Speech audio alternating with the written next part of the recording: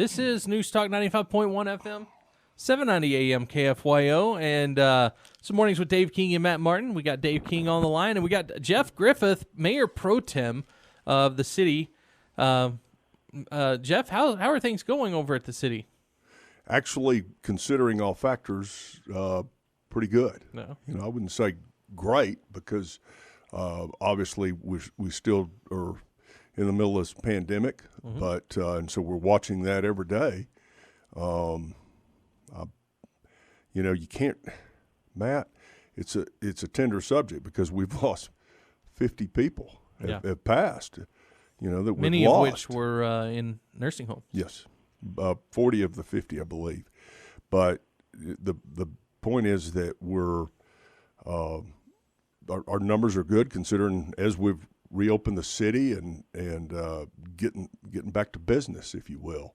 So I'm very hopeful that we continue this. Yeah. Well, Jeff, are you there? Can you hear me? Yes, sir, Dave. Good morning. Oh, well, good morning to you, sir. I know we've got some people that are already texting us this morning. They're out for blood, Jeff. Okay, good. Well, no more of these softball questions. All right, Mr. King. I'm going to try to think of a really ugly question to ask you, but off the top of my head, I don't have one right now. But I have been watching with bated breath. Is that the way to say it? Okay. That about these infections, but since we've opened up the city, and it seems like maybe there's a slight uptick, but nothing that is that's of great concern. What are your thoughts there? I agree, Dave. It seems that and we've talked about this before, but West Texans are really good at doing the right things, and people are socially distancing. Not everybody. People are washing their hands. People are using hand sanitizer, as I look at a bottle here in your studio. And the point is that and not everybody wears a mask. I don't have one on this morning. Matt probably wants me to put one on. No, I'm not scared. but the point is that if we just do smart, good things and be respectful, I believe that we can continue to open up and do business and try to get back to normal. But yeah, well, Jeff, one of the things I think that's good advice. I want to know, how is it in the new Citizens Tower? In fact, last night, of course, we had a council meeting, and so anytime you move into a new office or a new home, for that matter, it takes time to get used to things. But you've got 500 people that have employees that have moved into that facility. The LPNL is the last group that haven't moved in, and they will be shortly. But the bottom line is that all the comments I hear are fantastic. Employees love it. Citizens love it. Access is great. But, yes, there's always hiccups anytime you move into a 190,000 square foot building. So as far as I can tell from the city council meeting that y'all had, the biggest thing that people are worried about, that they're hearing about and wondering about and everything are impact fees. Yes. And impact fees have become, and me, I'm anti more taxes. I feel like this is a tax. But what exactly is the city looking at as far as impact fees? How important do you think they are? And I know that according to AJ, it's kind of slowed down the direction that you're going, like taking it slow. But what exactly does that mean? I mean, what kind of timeline are we looking at? First of all, it is a very, very difficult topic because there's so many variations of what can be done by state law. The ultimate goal is to create, as Lubbock grows, create funding mechanisms for new development. We've never had that for roadways. Now, for water and wastewater, that's where I have I differ from some of my colleagues on the council, I believe, in that, to your point, you could call it a double tax because. I think the whole thing's a double tax. Yeah. Now, the mechanism for roadways, as you build new roadways, so the people that buy houses in those new outward parts of our city, should they be paying for the roadways or should you be paying for it where you live? Well, you asked that question, but in most cases that I've seen, the developer does help the city pay for roadways to get to developments.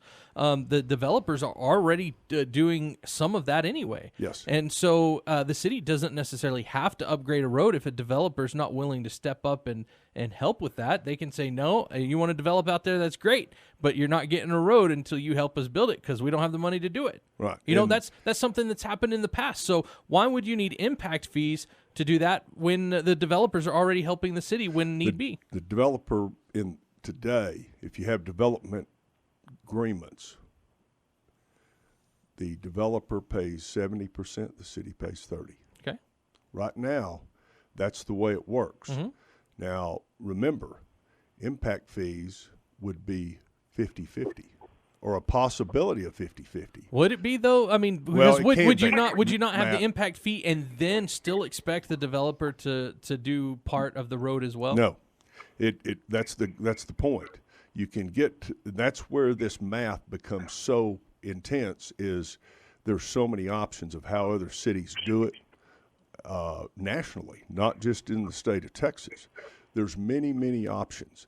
A lot of them don't do roadways. They do water and wastewater, do the plumbing component of it. But I believe that roadways and most of the developers in West Texas Home Builder Association, Apartment Association, they have come out in favor of doing it in roadways as long as the math is correct. Well, yeah, because it could potentially save them money. I mean, it saves but it also today when you look at some of the streets, and I'm talking about new streets that we have. Let's look at 114th Street. We're finally getting 114th done. Should have been done a long time ago. But as development happens, the city is not mandated to build those roadways. But as traffic congestion intensifies, getting public service there, fire protection, obviously police protection, ambulance service, we need to make sure that public safety still has a way to get there. So we're not going to, you've seen this happen. Developer only has to build half the road. So it's it's literally half a street in some developments. This ensures that those get built. So there is a positive. I agree with you. We can debate this, and that's why this subject is so intense, and there's a lot of opinions. But I think we'll get to a good point on this. But yes, we are going slow to answer your real question. We're going slow because it is intense, and we'll.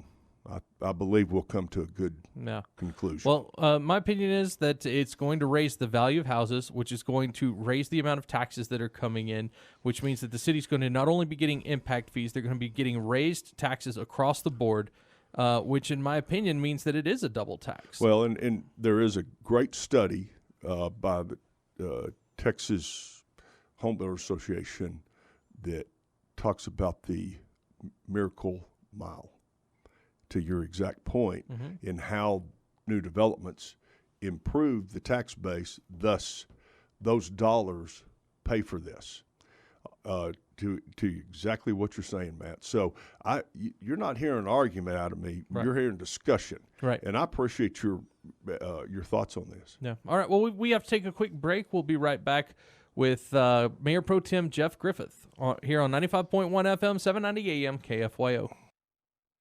This is News Talk 95.1 FM, 790 AM, KFYO. And we're talking to Mayor Pro Tem Jeff Griffith. Now, Jeff, one of the other things, apparently they were talking about the water. They had I guess it was the Builders Association, Home Builders Association, had something set up where they were looking at the rates that were proposed, saying that it could cost something like $400,000 for a, I guess, 200-unit apartment complex. Yes. And so that seemed to them, and even me, that seems like an astronomical number. H.E.B. Let's talk about H.E.B. With their new construction. We're excited, obviously, that they're underway and moving fast on their new building at 114th and Quaker. They're the max by state law is what the engineers have shown us, and thus the Apartment Association, Home Builder Association, realtors, and Chamber of Commerce all are concerned that this could get out of hand. And so the rate structure, those numbers that are thrown out, those are max, not, in my opinion, even touchable rates for our city. But that H.E.B. was over $2 million. Now, H.E.B. pays that in some cities where they're building new stores. Well, no, but when you're looking at $2 million, then you could be looking at $2.4 million. That's a big right. That's And a big and difference. thus and again, hear me out. I'm just one of seven, but when it comes to impact fees, yes, I believe that it's very needed on roadways. The water wastewater component, I'm not sure that that's needed, and so because it's all one system. And by the way, impact fees, Matt, on that it's proposed by different parts of the city. So as newer, higher growth areas, let's use Southwest Lubbock, obviously, is the easiest example, is a higher cost of impact fee because you have what we call a service area, which is needed to, so there's analyzation on each area of town. There's 8 different zones, if you will. In some areas where where you've already got roads and plumbing, those areas impact fees would be very, very low. Yeah, but you're not going to be seeing a lot of new construction in those areas. Right, and so that's why it costs greater in some areas of the city. Is their plan? And again, there's a lot more study to be done. I don't think we're even close. Yeah. Is this pretty much a foregone conclusion that impact fees are going to be added in Lubbock? Again, I'm just one of seven, but reading the tea leaves, I think, yes, it's probably going to happen by September. As to when they're implemented, again, state law kicks in. There's a 1-year moratorium before that happens. We could even extend it longer than that. So you could put this in play or set it up to do them, but they really wouldn't be charged for a year, maybe even 2. Mm-hmm. So, and now as far as this also is concerned, is this do they not pay? I mean, for these things after they've already bought the house in their own taxes? I mean, because in other words, you have the impact fee helps build the road in the first place. But then do they not pay taxes for that road? Well, you're not paying tax on the road. You're paying tax if you're talking about property tax. You're paying property tax on the value of that asset. So you're kind of paying forward, if you will. Mm-hmm. You're always paying forward. Yeah.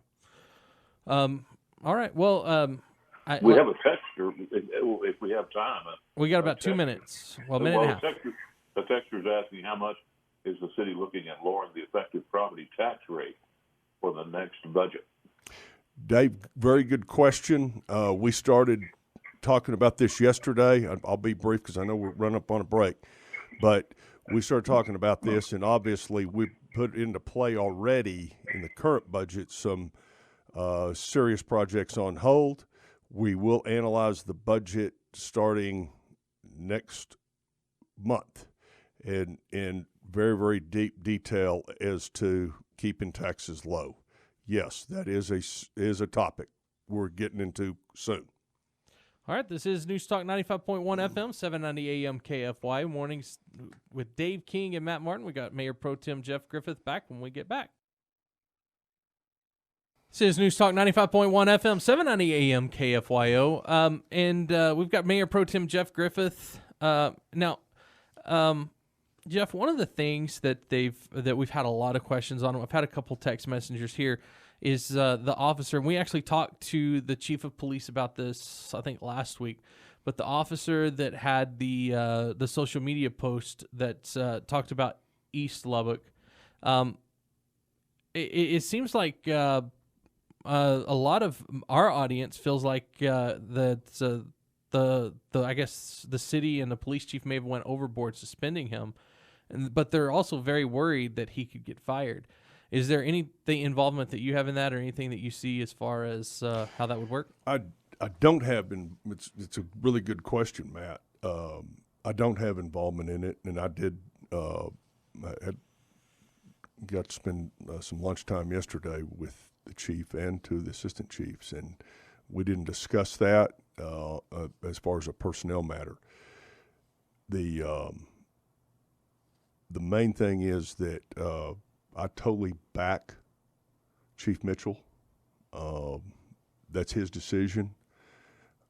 The Chief Mitchell is an outstanding law enforcement professional, and I trust that he's doing the right thing by putting somebody on administrative leave. Whatever action he takes, I back him. Mm-hmm. I truly think the man is a dynamic leader, and I trust him totally. Another question. Now we had this question, and they want to know: is the city bothered at all by Chief Mitchell being a part of the protests and I guess it was the 100 Black Men March or whatever it was? Well, if you're bothered by it, be bothered that I was right there with them, as other members of our city council were. Coach Beard, basketball team was there. Do you see it as an anti-police? That wasn't technically a protest. It was not. It was. Let me explain. And Dave, you're right. This was a march, and we marched from the police station to Citizens Tower, and it was a quiet, calm event. Very well done. There was no signs even, and it was in a unity march, not a disgruntled march. And out of respect for what happened, the 100 Black Men of West Texas, very honorable group. They were participants. They helped put it together. Chief Mitchell helped. And this was you'd be amazed if you were there who all there from this city was involved. It was a fantastic event and very respectful event. I was proud to be a part of it. So let me ask you this: does this? Let me throw this in. We have a texter this morning that says Chief Mitchell is outstanding. All right, he's outstanding in the street protesting the police. See, I think no, just opposite. He is not protesting the police. The police were part of the event. This was a unifying event. That's exactly. This is about Lubbock is held to higher standards. We're better than other cities, and we have better police department. We have better citizens, in my opinion. And no offense to other cities, but we're in unity, marching. That we are one together. We have no disruption. We can all get along. Okay. Yeah. So, Mayor Pro Tem Jeff Griffith, I just was wondering, do you see the city council in any way doing any type of defunding or even lowering the funds for the police department? Absolutely not. Not even a question. Public safety, and our city our city's over 100 years old. Our city charter, one of the primary responsibility of the city council, Lubbock, Texas, is public safety. Mm-hmm. when the city manager this summer took, or earlier this spring, I should say, took serious issues because of, yes, there'll be lower sales tax, by the way, comes out today so we'll know what the sales tax was for last month. So the state will have those numbers out today, which we're waiting on. But we created he created a hiring freeze. We did not have a hiring freeze in public safety or the health department, okay? Because those are primary functions of this city, and in no way will we be. It's not even a topic, in my opinion. Mm-hmm. I mean, no offense to whatever cities have to do elsewhere. I don't know their issues. I will say this. Obviously, in Minneapolis, that's a systemic problem that should have been corrected a long time ago. This situation that where you hear about this all over the country, I don't know their exact issues. But in Lubbock, Texas, absolutely not. Public safety is job one for the city. I hear you. This is Mornings with Dave King and Matt Martin. Sitting in with us is Mayor Pro Tem Jeff Griffith, and we will be right back. This is News Talk 95.1 FM, 790 AM KFYO. Mayor Pro Tem Jeff Griffith and Dave. I've been kind of taking over the show. I'm going to give it to you, Dave. Do you have any questions that you want to ask? Hey, are you going to let me in? I am. I'm letting you in. Well, I'm reporting or reading this report from KCBD.com from the city council meeting last night. Now, I was disconnected from you guys for about 2 or 3 minutes, so I hope that you haven't already covered this. But KCBD is reporting that the city council passed a unanimous vote Tuesday night on a resolution that provides a little over $3 million toward helping different programs around Lubbock because of the virus outbreak. The money comes from the Coronavirus Relief Fund within the CARES Act passed by the federal government in March. The Texas Division of Emergency Management is administering the federal program because states administer giving funds to cities with less than 500,000, and Lubbock is allocated to receive $14 million to use before the end of the year. Wow. Yes. Can you comment on that, Jeff? Yeah, and Dave, thank you for bringing this up because this is an important component. There will be a press conference, a press release, I should say, on this today that obviously you'll get here at the station that I'd love for y'all to cover again that will explain more of this. But yes, the part of the CARES Act is we'll have for rent and utility assistance will be $1 million. For child care that is administered through the YWCA is $500,000. Mortgage assistance is also available, $500,000. Funding for micro grants is $1 million. So these dollars that we were able to put into play immediately, that funding, Dave, is to help folks, and we appreciate what we got. We didn't get as much as big cities per capita. We're still very disappointed about that. That's a different story. But how do citizens apply? Today this press release will happen here in just a few hours, so that people can go on to Support Lubbock. Will be the website, Support Lubbock. Remember that, but it's going to come out here in just a few hours for people in need, and these are major components that the federal government put into play through the state, which funnels down to the cities. And it's very important that folks be aware of this. You may not need it, but your neighbor might. So please listen today and watch today so that the news will come out. The press release will come out today on how to get these funding, the different funding sources. Now, this is going to be for individuals who have, in some way or another, suffered financially through this viral outbreak. Dave, let's talk about our friends in the hair business.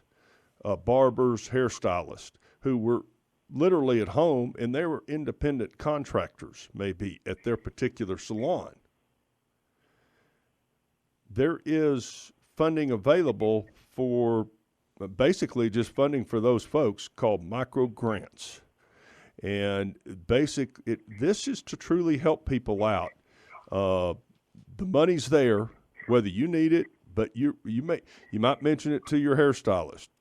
Obviously, I don't get to go to the hairstylist very often anymore. Could you give us that website again? Just if you know anybody at all that's affected, you might want to give them this website, right? So they get more information. I believe it's supportlubbock.us. Okay, supportlubbock.us. Uh-huh. So remember that if you've got anybody that's been affected by that. Now we're going to have to take a quick break here on 95.1 FM, 790 AM KFYO. We'll have one more segment with Mayor Pro Tem Jeff Griffith.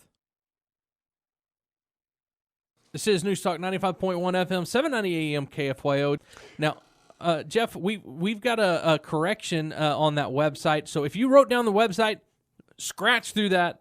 We got a new website. Get your pencil back out. Everybody, please listen to this. This is very important. As Dave mentioned last segment, we talked about the aid available for child care, for rent and utility assistance, for mortgage assistance, and, of course, for the micro grants, like I was talking about, possibly for folks that needed help. Hairstylists, waiters, yep. Anybody that was out of a job during some of this time. And the right website is supportlubbock.org. Supportlubbock.org. Yeah. O-R-G. So please, if you need help, get on this website. If you have friends, neighbors, members of your congregation, please let this be known. There is help for Lubbockites. All right. So before we go, we only have a couple minutes left, and I have to get this in because this has been a big topic on Twitter. I saw a truck at United picking up recycling, and it looked like to me they were just dumping it in a dump truck. So I didn't know what was going on. City of Lubbock has answered that. They said that they use a dump truck to pick up all the plastic waste, and it's only used for plastic. It's not used for other things, and they take it to get it recycled. So I know at least that much. Is Lubbock having a hard time getting everything recycled that they have out there, the bins and whatnot at United? Texas Tech does it, stuff like that. Is Lubbock having any issues with that?